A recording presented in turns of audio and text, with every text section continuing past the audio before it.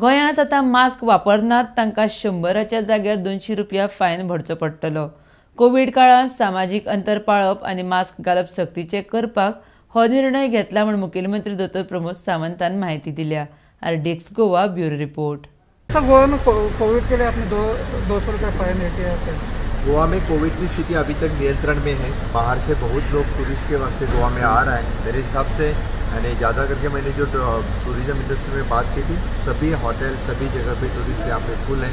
इसलिए लेकिन हमने 2-3 दिन में देखा बीच लाइन या होटल्स या क्लब्स पार्टी जहाँ पे चलते हैं लोग ज़्यादा सोशल डिस्टेंसिंग मेंटेन नहीं करते, मास्क यूज़ नहीं करते.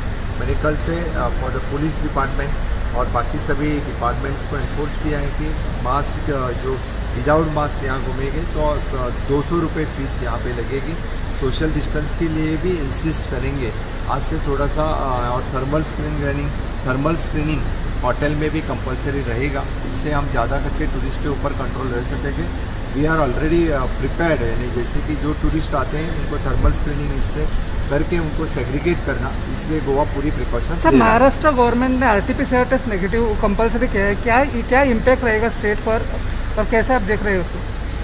गोवा के यानी महाराष्ट्र गवर्नमेंट ने जो टेस्टिंग या स्क्रीनिंग स्ट्रिंजेंट किया है उसका इम्पैक्ट गोवा पे तो कुछ नहीं रहेगा. That is their strategy.